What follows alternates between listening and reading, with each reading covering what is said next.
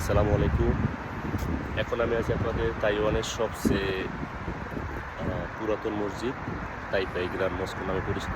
এটা 1960 সালে এপ্রিল মাসে মসজিদটা প্রথম বিল্ড হয়েছিল। আর এখানে হিস্টোরিক্যাল হিসাবে বোঝা যায় যে মসজিদটা বানানোর জন্য সৌদি আরব দেশে যে দেশগুলো সৌদি আরব, দুবাই, ওমান, বাহরাইন, দুবাই তারা হেল্প করে মসজিদটাকে উন্নত করছে বা বানাইছে তখন 1960 সাল। তো প্রায় তো 40 বছর ওখানে, আর এখানে 25 বছর, প্রায় অনেক পুরাতন, 70 বছর আগে দেখাইতেছি। তবে এটার ভিতরে একটা জিনিস হইতেছে, ভিতরে টাইলস নেই, ভিতরে কাঠে বানানো, নিচের যে ফ্লোরটা ওটা কাঠ দিয়ে বানানো। তো দেখুন আমি আপনাদের মসজিদটা ঘুরে দেখাইতেছি।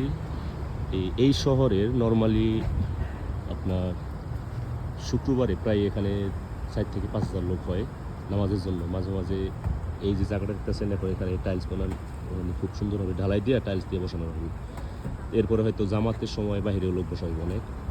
এখানে মুসলিম মহিলারা, এদেশে যারাই বাহিরে থাকে মুসলমান যারা, মোটামুটি এই তাইওয়ান শহরের সবচেয়ে বড় মসজিদ, আর এখানে সবচেয়ে বেশি লোকজন আসে নামাজ পড়ার জন্য।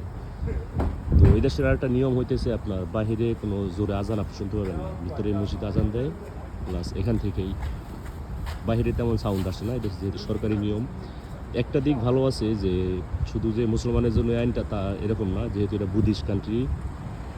এই দেশে বুদ্ধিস্টের যে রিলিজিয়াস যে ধর্মানুষ্ঠান বা টেম্পল বলে এগুলো আছে, তো এরাও এদের যে সাউন্ড এফেক্টটা, এটা মানুষের কোনো নয়েজই করতে পারবে না, ডিস্টার্ব করতে পারবে না। তাদেরটাও একটা লিমিটেড ভলিউম লিমিট দেওয়া থাকে।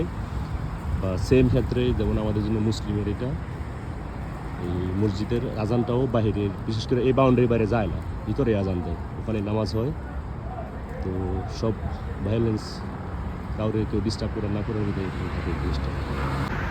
আরেকটা কথা হয়েছে, এই শহরের ভিতরে এই তাইপেই শহরের মসজিদ সবচেয়ে একটাই বড় মসজিদ, এখানে জুম্মার নামাজ হয়। আরও ছোটো আরও দুইটা আছে দু এক জায়গায়, অন্য সিটিতে অল্প কিছু আছে। বিশেষ করে এটা যেহেতু বুদ্ধিস্ট কান্ট্রি, সেখানে মুসলমানের পার্সেন্টেজটা খুবই কম। তো প্রতি শুক্রবার এখানে প্রায় অনেক লোক আসে নামাজ পড়ার জন্য, প্লাস রবিবার বন্ধের দিন, রবিবার দিনও আসে। আর এখানে সকালবেলা বাচ্চাদেরকে শিক্ষা দেওয়া হয়। রবিবার যেহেতু দেশে সরকারি ছুটি, মুসলিম ছেলেপেলেদের বাচ্চাদেরকে এখানে নামাজ শিখায়, কোরআন শরীফ পড়ানো হয়।